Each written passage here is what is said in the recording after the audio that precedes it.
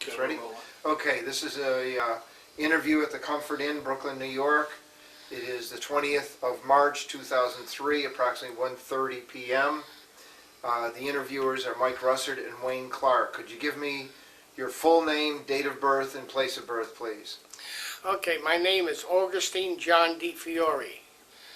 I was born in Yonkers, New York, June 1st, 1924. Okay, what was your educational background prior to entering military service? I graduated high school, Yonkers High School, academic course. And do you want me to talk about my family? Sure. Like I was one of 8 children. Sure. I was one of 8 children, the 5th one. And I came from, I don't want to get too sentimental. I came from a very poor family. We lived in a cold water flat. At that time, with 8 children, my father was working for the state in the WPA project or government project, and his earnings were $25 a week. And with that, we had to survive. My 2 sisters dropped out of high school to go to work. They were the oldest. Then I had an older brother. He dropped out of high school when he was about 17, 18 years old, and he joined the Army, the 1st Division, 16th Infantry. 1939, he joined the Army. Then my other brother, he joined the CCCs when he was 16 years old, Civilian Conservation Corps. And he was sent out to work in the forest in Montana.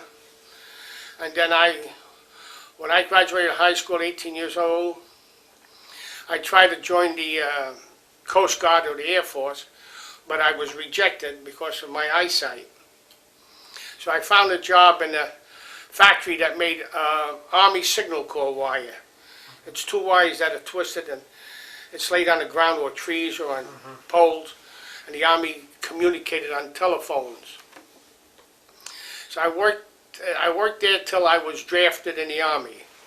They drafted me March 11th, 1943, when I was about 18 and a half years old. Could I go back for a second? Yes. When you heard about Pearl Harbor, where were you and what was your reaction to that? Well, I was in my house. I remember it was a nice sunny day, and I heard it on the radio. And I really didn't, should I look at the camera when I talk? Doesn't matter. And it didn't weigh on me that much, like, because maybe I was ignorant of something, about all this.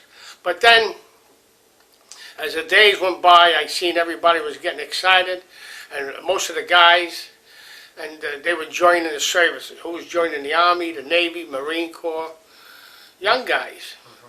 They all wanted to go, and I had a very close friend, and I says, come on, let's go. Let's join. And then we went down to Whitehall Street, New York City, to join the Coast Guard, the Air Force, and we got rejected by both of them. He was accepted, my friend, but I was rejected kind of my eyes. So he says, I'm not going in if you're not going in. So we waited, and then we got drafted. From Yonkers, we were shipped out to Long Island, to Camp Upton. It's way out in Long Island. Forgot the name. I know it was Camp Upton. And over there, they gave us different tests, a lot of needles, and they gave us our uniform and an old 1917 Enfield rifle, with the bayonet and everything. And that's when I started to realize I was in the Army, with the helmet and everything. And we were there a few days. And then we boarded a train, a locomotive train, that's what it was in them days. And we traveled north. And then after an hour, 2 hours of traveling, one of the officers, we could see from his lapel that he had an engineer insignia on there. And they talked to us and they told us that we're in the Combat Engineer Battalion, the 204th.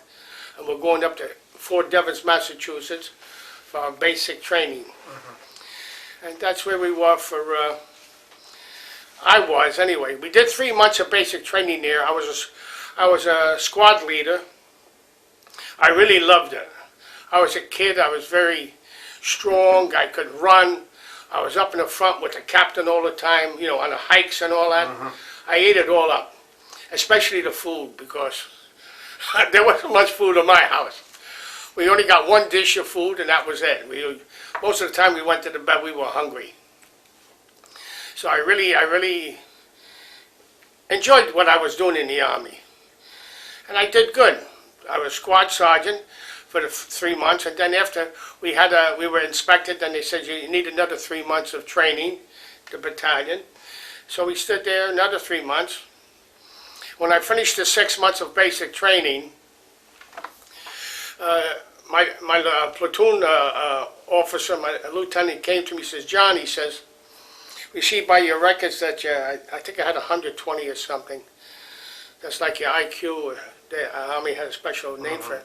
And he says, "You want to go to Officers Candidate School, or do you want to go to ASTP?"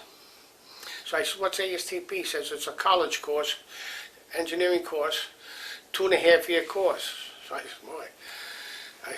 And he says, "We'll send you to Harvard." So I said, "My God, I heard of Harvard, you know, but I was a poor guy. I couldn't afford to go to college."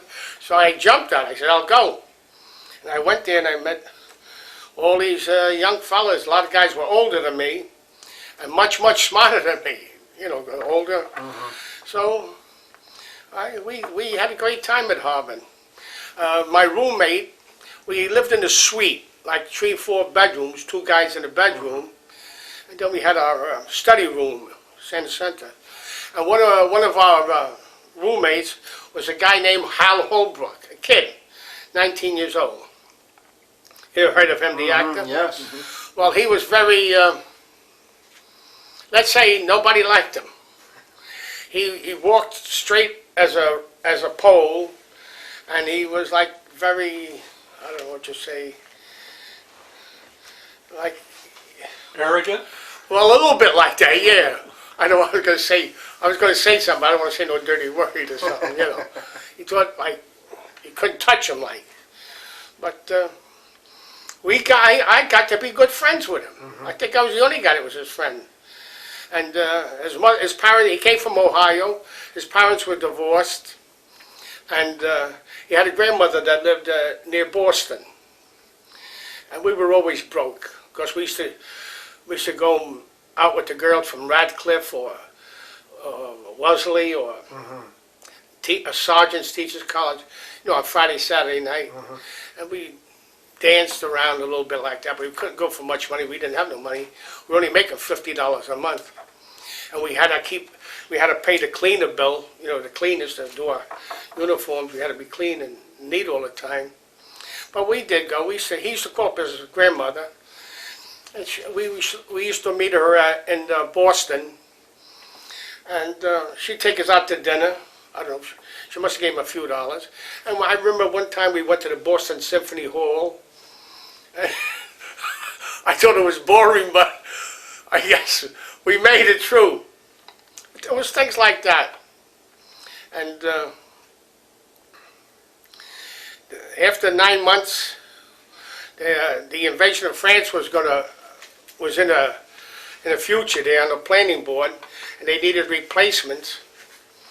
So they took me and a lot of guys out, and we went to the camp. I don't know. Well, we wound up in Camp Shanks.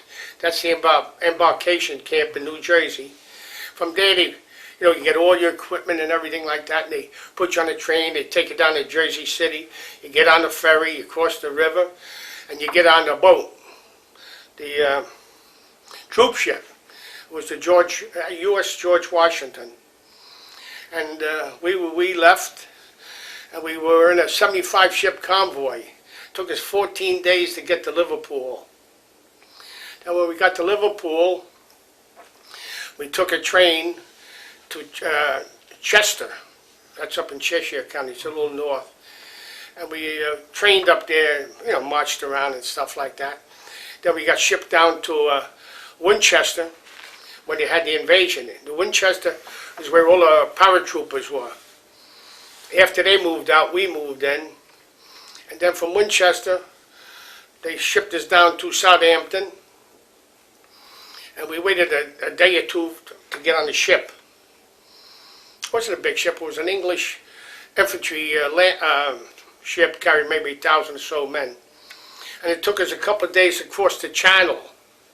The channel was full of mines, and I guess they had these airships with the cables on so the planes couldn't come down. So it took us about 2 days. The next day, we got to off the French coast. On a ship, they loaded us into the landing craft boats, and they lowered us into the water, and we went into the Omaha Beach. And we tried to get off the beach as fast as possible, but we were loaded down with all the equipment, ammo, everything. We had impregnated clothes on for gas masks, everything. And we finally made it up the hill, to the top of the hill, where the trucks were waiting for us. Now, when was this that you went in? August 1st. August, okay. Yeah, August 1st. And what division were you with? I was put in, I went over as a replacement. So there was a 19th replacement depot. They called it the 19th replacement depot. And it was in the hedgerows, in the hedgerow country. That's where we were working at. They had so many in each hedgerow. What we had to dig was like long slit trenches or foxholes. And we put our pup tent or raincoats or whatever on the bottom. We slept 2 or 3 guys together. Then we had our shelter here for top, but we slept in the hedgerows. You know what the hedgerows are? They're high Yes. bushes and hedges and stuff, like a square block. And there was only 1 or 2 cows there. Of course, the young French girl used to come in the morning, and she had a little horse and wagon there, a 2-wheel cart, and she used to milk the cows, and most of them were dead, though, of course. When we got there was a lot of dead animals and stuff, a lot of debris and stuff. So we stood there until I was assigned to the 166th Combat Engineer Battalion. And the man that I replaced was a young kid, 19 years old. He drowned on a coming back from a river crossing. My battalion made a lot of river crossings. They were always up in the front. Always up in the front. There was an outfit that, I don't know, the captain or the major, whoever was in charge, he always wanted to see us up in the front there. And we did a lot of, we were always up in the front. How were you accepted as a replacement? Did you Now, find... No, I told my kids, I was like, forget about it. Like a little lost puppy. They didn't bother with me. They didn't, they wouldn't extend their hand like, no buddy. They were very close clique. They trained in the States, down in Mississippi and Missouri. Half of the guys were from New England, and half of the guys were from like around Mississippi. And I guess they clicked up like, and they didn't know me, So they didn't put too much faith in me, nothing like that. Everybody was assigned. Who was assigned a bazooka, who was assigned a machine gun, I got all the dirty details. Like, for instance, when it was guard duty time, I always got like the 12 to 4 shift. And there was another guy in my squad, they called him the sad sack. I got a picture of him. And so he used to put us 2 guys together. What was good about him, he knew his weapons, he knew his bazooka, and he knew his machine gun, 30 caliber water cooled. So they used to put us on the 12 to 4. I can tell you a little story what happened. Sure. See, usually when we go on guard duty, when we're assigned a outpost or something, we try to get to the town in daylight, and then they show us the area where we're going to be. So this one night, the whole battalion was meeting there, meeting in this town, farm town, on the outside. And we got there late. There was a tank column that got held up because the Germans, they had airplane engines in wooden boxes, and they blocked the road. This was a farm country. And our squad truck had to go up there to check for booby traps. And of course, the tanks wouldn't move. And when we were crossing this farm country, must have been a mile or two wide, a plane came over, fighter plane. And everybody got scared, but the truck driver just stepped on the gas, and we had to be doing like 50 all the way. And then when we got up to the front of the column, we seen the ambulance in the middle of the field. And one of the guys told us it was a P-51. The guys shot it down. The guys on the tanks, they all had 50s, and they shot it down. It was a shame. But we got up there, and we couldn't find no booby traps. So we pushed all the boxes out of the way, and the tanks kept going. And we came back to our outfit. When we got back to our outfit, it was dark. We went into town. We were in a house. Our squad was in a house. And they said, okay, DiFiore. Everybody called me DiFiore, or Brains. Because they found out I went to Harvard, they used to call me Brains. They said, okay, you and, I forgot this other guy's name, said, you got the 12 to 4. What am I going to say? Right? So I said, okay. I just sat down. I tried to snooze a little bit. Then about maybe 11:45 or something, the two guys, like the corporal and somebody else, they took us out. We walked in the dark, no moon, nothing. It was really pitch black. We walked for I don't know how long, and until we came to these two guys that were laying on the grass with their machine gun. So it's okay. He says we'll be back. We'll be back to see you in a couple of hours. Of course, they're supposed to be like a roving guard. They go around. So about 2:30 in the morning, I hear footsteps, heavy, footsteps coming. But we were on the grass, but they were sounded like a dirt road, So I thought it was the guys, right? So I said, halt there, So they kept walking, and something says. So I yelled, halt! Who goes there? And then all at once they start running. So meanwhile I was laying on the ground with my rifle, and after I yelled, halt, who goes there? I said, right away I said the third time, and they kept running. And I just let out 3 shots. I just shot in front of me like. I don't know what I was shooting. I couldn't see nothing. And my friend there was at the machine gun. I said, hold it. So I said, let's move out of here. So I helped him with the machine gun and everything, and we moved maybe about 100 feet away.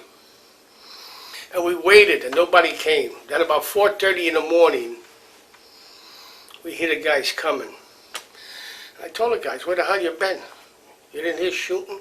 He said, oh, that was you guys? They came a half hour late. That's the way they were. No concern. So we went back. So then the sergeant says, what happened, DiFiore? I told him the story. He says, okay, the captain wants to see you in the morning. He wants to get the story. And I told him. As usually when we go on guard duty, we go in the daytime, we know where we are. I don't know where we are. So he says, well, go see. So I walked out there, and what it was, we were on a grassy plain.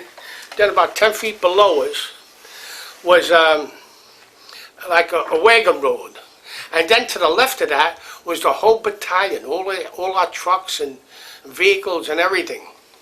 So what I happened to be shooting almost straight, but on a little angle, so I didn't hit the trucks, because the captain says, good thing you didn't hit the trucks, DiFiore. I says, everybody heard my shooting, but nobody came out to see what was going on. So that was one story. And then I had another story. We were coming to Frankfurt. That's like the 9th largest city in Germany. And it's on the Main River. And we parked our trucks. Our truck, it was our platoon. We parked our trucks, and we walked down this wide cobblestone boulevard to the bridge. It looked like it was the main bridge going into Frankfurt. It was a stone macadam pavement bridge, but stone columns, that went over the river. When we got there, we had shovels and picks with us. They told us, we're going down there to fill in the pavement because it was blown up and everything. We got down there, it was a mess. You could never fill in those pavements. It was getting dark. I mean, they really blew up the bridge. It was so bad that I was on the left side walking down, so I was on the, and I seen a couple of infantry guys. They were walking down underneath the bridge on the rocks that were blown up, because I guess they couldn't walk across the top. I seen a couple of guys there. So no sooner we get on the bridge, it was dark. I'd say about 8:30, and then a couple of mortars start falling on the bridge. So I hit the ground, and I stood there. I think about maybe, I don't know, 3 or 4 mortars hit.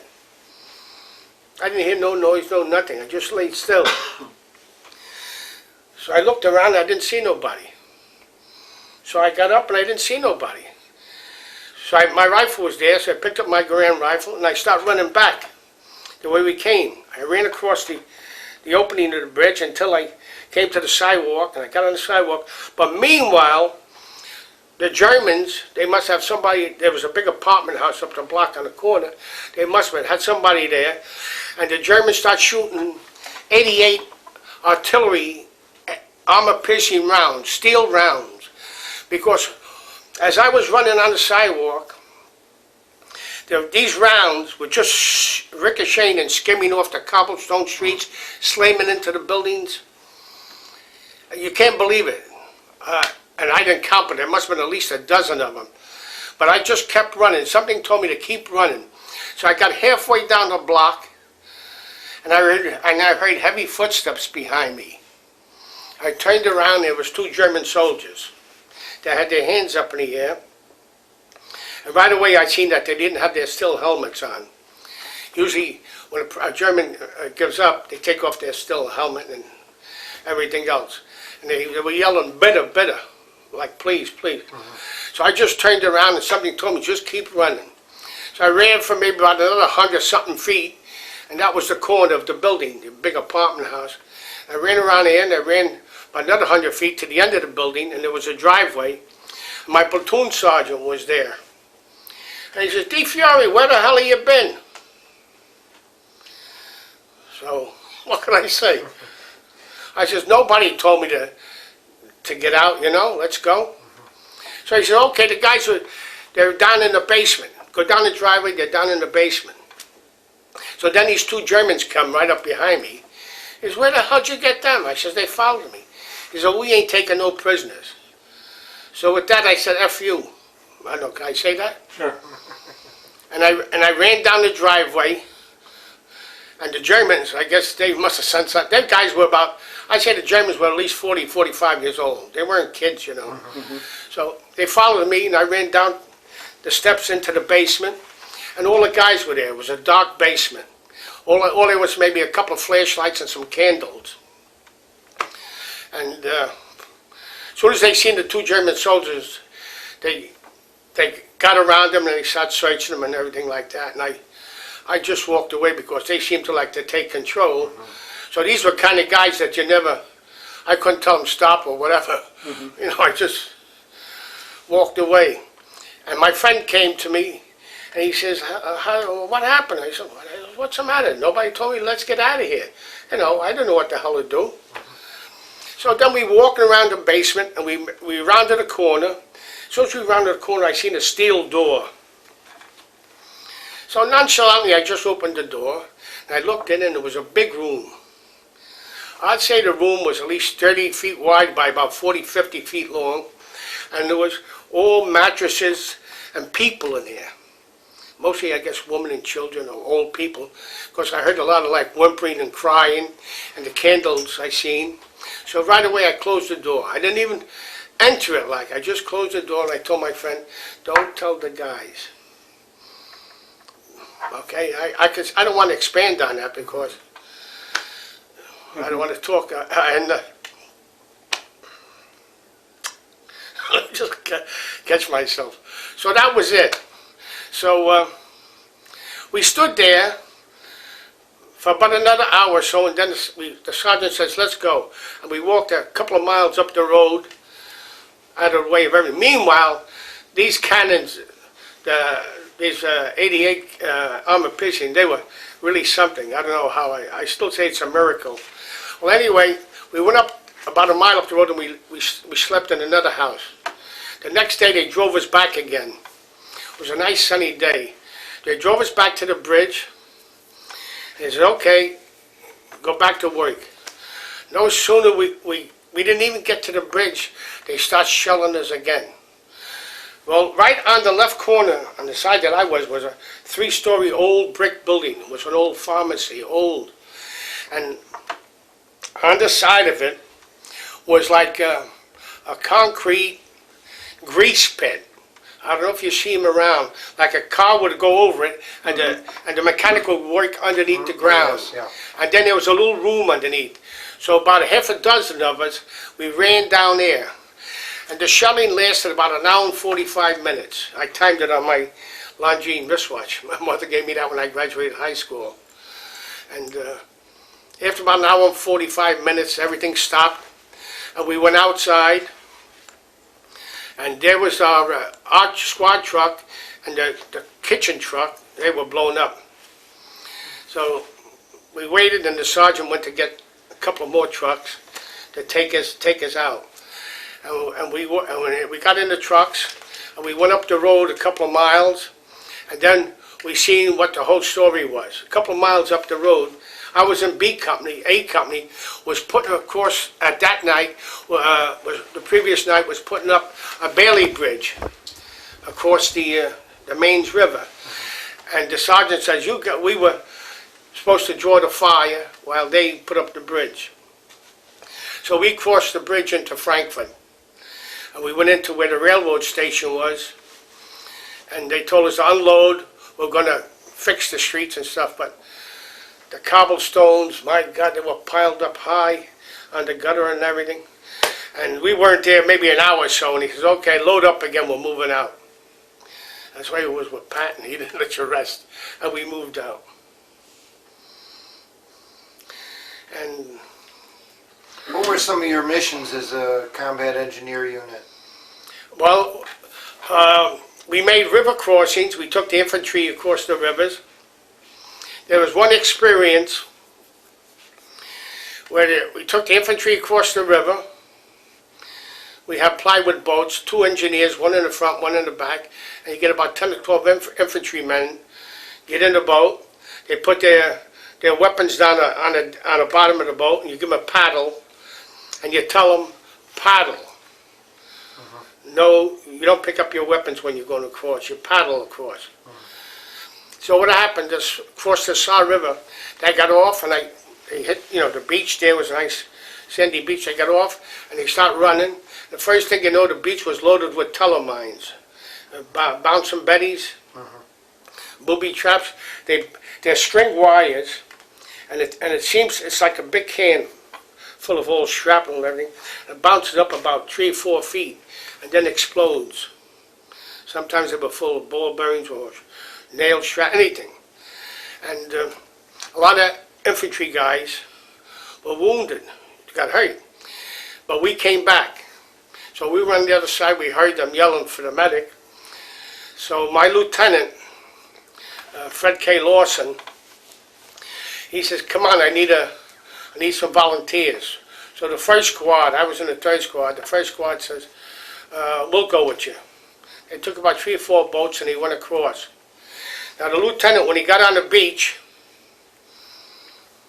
the poor guy, he hit a tripwire, and it went off. He was killed right there. The squad sergeant was wounded, the corporal was wounded, another guy was wounded. So it was a pretty bad mess. And so they let them guys stay there until everything calmed down a little bit before we all went over there to help out. I'm trying to think of another time. We helped put a heavy ponton bridge across the Rhine River. That's when Patton came. He pulled down the zipper and he pissed in the river. We're all clapping. Now, you saw him personally? Did you ever Yeah, see him? twice. You see? One time I was with my other friend. We were on the outside of this town, and there was a tank staying with us. And we had our bazooka. They gave us a bazooka instead of a machine gun. And he came by in a staff car, and he seen us. So he says, "How you doing?" He says, "Okay." He says, "What would you guys do if a big Tiger tank came down here?" So my friend, he was the bazooka man. All I did was put the rocket in. He says, generally, he says, I would shoot and then run like hell. He says, I would do the same thing. And then he took off. That's the only time I didn't talk, my friend did, because I don't even know what the hell to say, just saluted, that's all. You're supposed to salute and give your name and your outfit. And we wound up in Czechoslovakia just before Prague. That's how far we advanced. And because Patton wanted to just keep going. So he got orders to pull out. We pulled out of Czechoslovakia. We came down into Austria. We followed the Rhine River up into Regensburg. And then on the banks of the Danube River in Regensburg, we put our pup tents. And that's where we slept for so many weeks. And then he finally moved us into this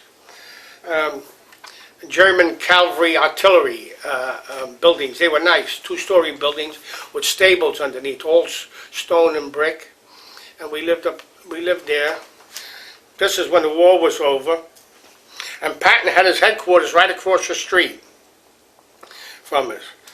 And one guy I knew was a surveyor in our company, and we had to build an airfield for the Piper Cubs. It was a big farm area. So we had to flatten out the area so the Piper Cubs could land, because that was the only way of getting messages, for different cities and different outfits through Piper Cub. And that's what we did for Patton. We did that. But there was another story I wanted to tell you.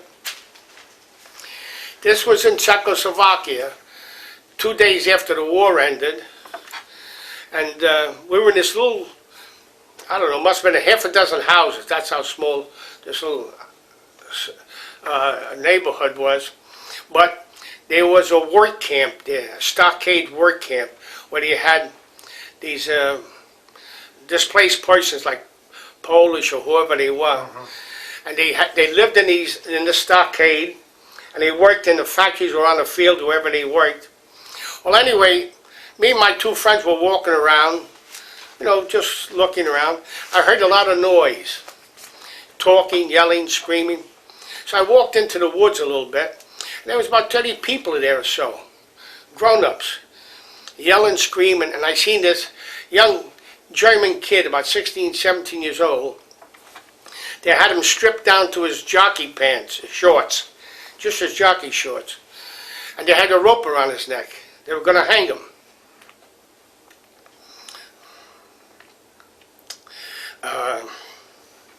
Well, the war was over a couple of days, and I don't know, something told me, don't let them do it.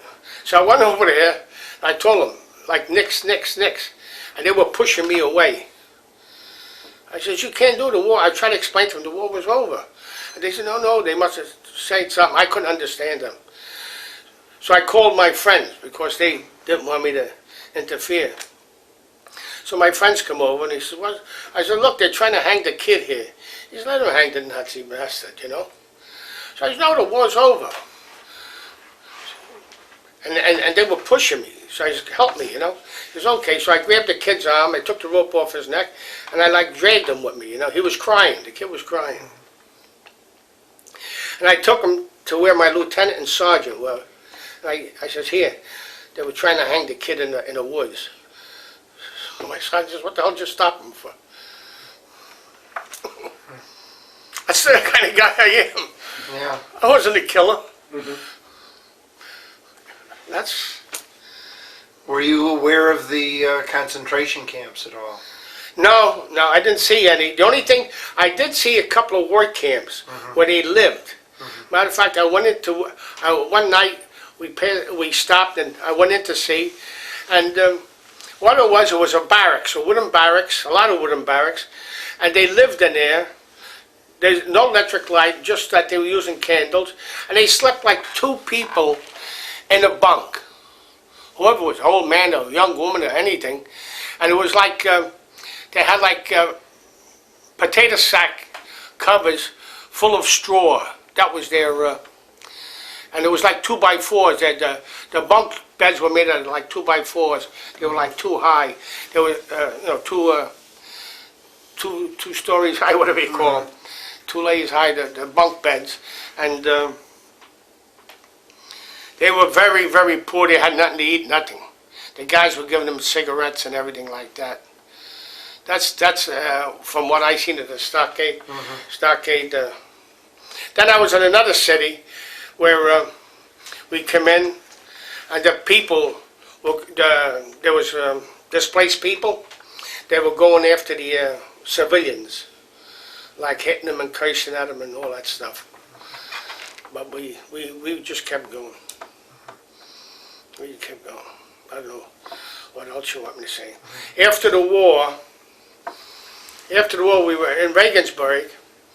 We had we were told to build a stockade, a prison camp for 10,000 prisoners. Because after the war, a German soldier, he couldn't walk the streets unless he had his discharge papers. I guess they had to figure everything out. So this is our job, was to build this camp, and we used a lot of German prisoners. There was German and Hungarian prisoners. My job, I had a truck. I used to drive about 30 miles outside of Regensburg to a city, a little town called Bergenfeld. There was a big lumber camp there. And I used to bring the paper, what kind of lumber they wanted, and I used to give it to the manager of the lumber camp. And I used to hang around, and the German prisoners, about 20, 25 of them I used to bring, they used to help them cut the lumber down into whatever we needed. Then load it up on the truck, and then I would drive them all back to the stockade. That was my duty after the war, till the end of August. That's when from the end of August, I think it was a Sunday, Bob Hope came to Regensburg with his troop, and on the Messerschmitt airfield he put a big show on. 10, 15,000, how many? Big show. And the next day, Monday, we were shipping out. We were going to Le Havre, France. They had the trains there, the boxcars, the 40 and 8s, the same boxcars that carried the Holocaust victims.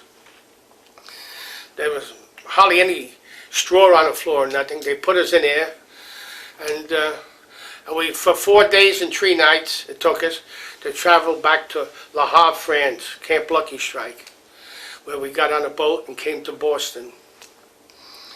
And I did have a good experience on the boxcar. See, they used to give us 2 meals a day. They used to pull off, and they had kitchens set up in big tents. They used to give us breakfast, and then we used to have an evening meal. Then we slept on the train and all that stuff. But I did have a good experience because I had some tobacco. I didn't smoke. And I happened to talk to the engineer of the locomotive, a nice man. Talking. So I went back and I gave him a package of tobacco. And he says, come on up. So he let me ride in the locomotive with him. He figured I rode about 75 miles. It was very slow though, because one time we went over a homemade bridge, that was blown up. They rebuilt it. And that was but it was thrilling to ride in the locomotive for about that many miles. And that was. Where were you, and what was your reaction to the death of President Roosevelt? No feeling, no. Maybe because I didn't know politics or nothing like that. I was 19 years old. And I tell you one thing, we had a lot of faith in General Patton. And we weren't afraid of nothing with him. What was your We reaction? went up to the Battle of the Bulge with him and everything. And what was your reaction when you heard about his death? Patton? Oh, very bad. I just about cried. I didn't think it was an accident. Why? Because he he was too good of a man. See, he believed that we should have went to. He wanted to go to Russia. You know something? When we were in Germany, deep into Germany, the people used to come and tell us, the soldiers too, that when we were taking prisoners, let's go fight the Russians now. Let's go fight the Russians now. Maybe.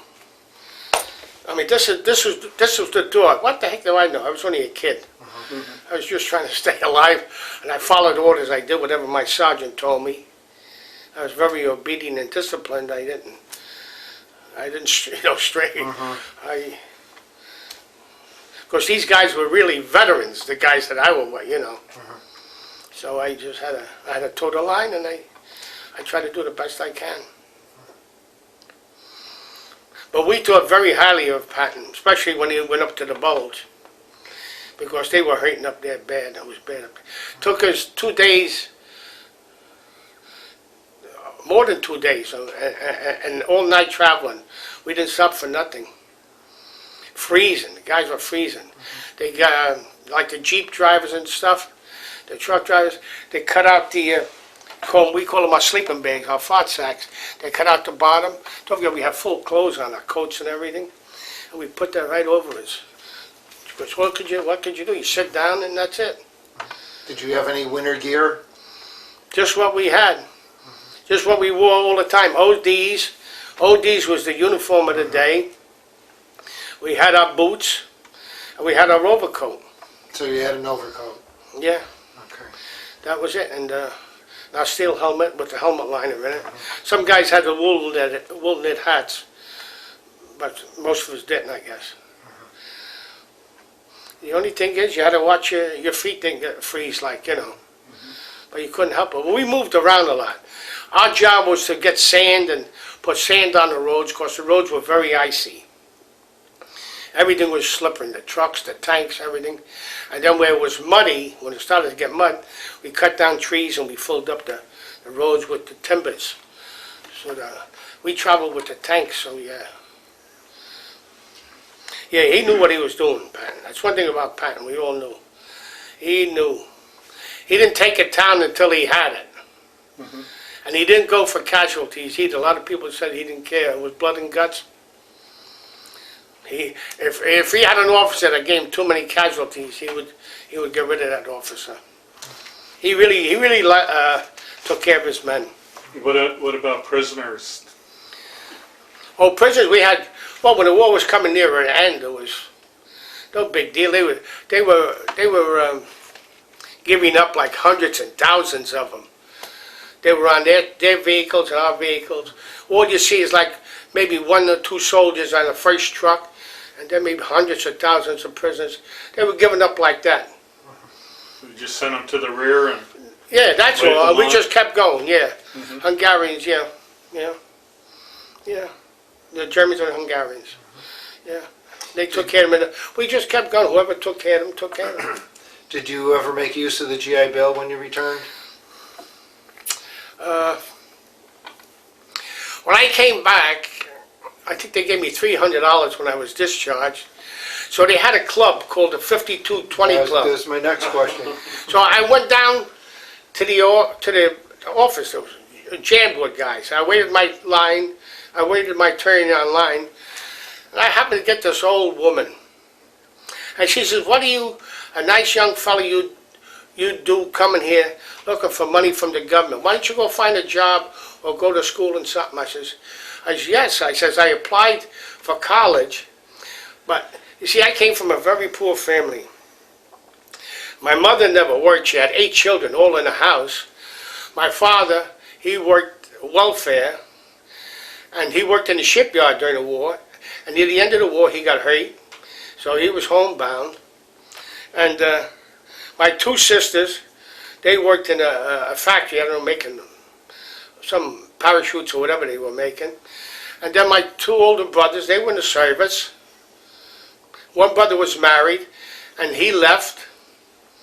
And the other brother, when I came home, he got married. I was his best man. So what could I do? I had no money in my pocket. So I asked her for the checks, and she wouldn't give them to me. Really? She wouldn't give them to me. she shamed me, like, and then there was back in '46, I'm talking about, the early part, the A&P supermarkets, I don't know if you remember them, but they had a big strike. And after they settled the strike, a lot of guys didn't go back. So there was one guy in our neighborhood that worked for A&P, and he says, why don't you guys come to the A&P and get a job? Okay, so we went down to the Bronx, we filled out the application, they sent us up to Yonkers. I think I went to Bronxville. It was $35 a week for a 45-hour week, 9 hours a day, 5 days, no union. That was a salary. I didn't know anything, So they told me, we're going to make a butcher out of you. I didn't know a lamb chop from a steak, because I never seen a lamb chop or a steak. You know what I mean? So I said, okay. So I learned how to be a butcher. And I worked for the A&P 40 years. Because a year later I was married.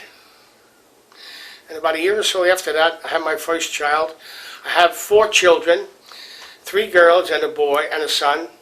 My oldest now would be about 54, 55. She was born in '49.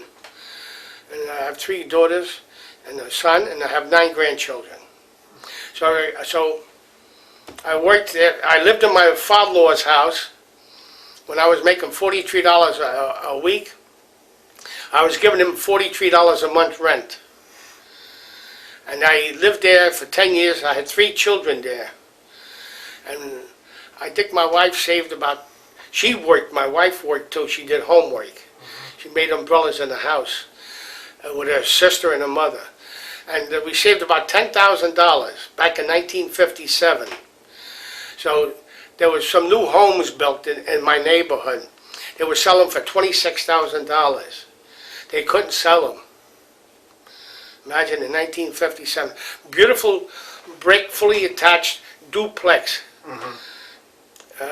Beautiful 3 bedrooms upstairs, living room, dining room, big kitchen. Then downstairs was a rentable apartment with a garage. It was beautiful. And a nice driveway for another car. So I told my wife, let's buy this house. She cried. She didn't want to leave her family. So I finally convinced her, and I asked my mother to give me $2,000, if she could loan me $2,000. My father just passed away, may he rest in peace, and he had a $2,000 insurance policy. My mother says, that's all I got in the bank. So I says, loan it to me and I'll give it back to you within a year with interest. And I gave it to her back before, because my wife was a very good saver. So we bought the house, put down $10,000. The bank wanted $160 a month mortgage. That was my mortgage. But I was lucky, my tenant was giving me, I think, $85 or $90 a month. So I swung the house with 3 kids.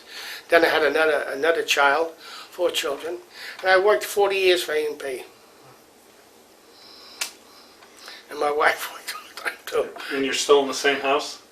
And the new house that I'm living, yes. Yeah. That house, I don't want to tell you what it's worth today. We can only imagine. Yeah. And I love it there. My wife says we're both going to die there because we live in a beautiful neighborhood. It's predominantly Jewish, but we have the nice Catholic church there, and we're very, what would you say? I'm with the church. My wife and I, we participate a lot in the church. And she belongs to the Arts and Crafts. I help her there. We have the Holy Name, the Boy Scouts. And I got married in that church. My children got married. Kids were baptized there. So. This is a crazy question they asked. Did you belong to any veterans organizations? Yes. I'm a commander of the VFW Post 546, which is in the National Guard Armory on 8th Avenue between 14th and 15th Street. This is my fourth year as a commander.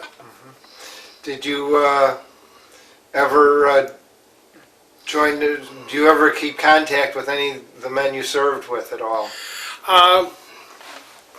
I used to write to them, and when they had their 45th See, they were mostly from New England or Mississippi or Missouri. So they sent me an invitation one time that they were having a 45th reunion up in Warwick, Rhode Island. And at that time, I had a problem, an anxiety problem. I couldn't drive, and I loved to drive. I couldn't drive, so the kid says, "Okay," my kid says, "Okay, we'll drive you up to Grand Central Station, put you on the Amtrak or whatever it is, and you take the train up there. Then you take a cab to the hotel." And that's what I did. I went to the 45th anniversary, me and my wife, and it was very, very nice. But even up there,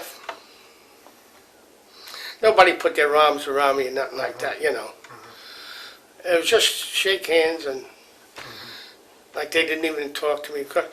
Maybe because like I was a replacement and these guys, they started from the beginning. And they had a lot of reunions, which I didn't go to, you know. I could see it. They kept to themselves. They had their own clique. It's okay. I know that life is like that. But I'm very happy with my family and my church, and that's my life. Okay, did Okay. you My want family and church. to hold that up? Okay. Now that's you in the center. When was that taken? Which one? This one here. That was taken in Paris, 44. The spring, let's see, when did we get there? June, July, well, maybe August, something like that. Okay. Now, what did you say these two photographs were? This photograph is Hitler's eagle's nest in Berchtesgaden. That's on top of a mountain, almost 10,000 feet. And this one here is Hitler's electric yacht. This is my engineer squad truck. Here is my brother and his friend. They were at Rhode Island and boot camp, and that's the way I dressed. I was going to Harvard. That's the way I dressed in Harvard. And I got a letter from the guy that was with my brother, and he was saying that my brother was homesick. You know, he was crying. So one weekend I hitchhiked down there. I hitchhiked all the way down to Rhode Island from Harvard. Then going home, I took the bus home. Now who That- was that's that the- in the center? This- Smoking a pipe? That's me. That's me. This is when I was a civilian, standing on the corner where I lived. This is my outfit, the 166 Combat Engineer Battalion. This medal was given to me for marching in the Columbus Day Parade in Brooklyn. I think it was the 50th anniversary of the World War II. And this medal was given for marching in New York City. I think it was the 50th anniversary too. Then these are medals. This is my good conduct medal. This is the overseas medal with 2 battle stars. And these are other medals. This medal here was given to me this year by New York State. It's a New York State medal. This is the 3rd Army patch. I was a private first class. Okay. All right. Okay, anything else? I don't know. Ask me questions. I don't know. Well, how do you I know I think? did a lot of talking. How do you think your military service affected or changed your life? Sure. The best thing that ever happened to me. Because I was alive. Yeah. The experience. It gave me so much confidence in myself and made me independent till today. I'm an independent guy. I don't go looking for help from nobody. But I do give. I'm a giver. I'm not a taker.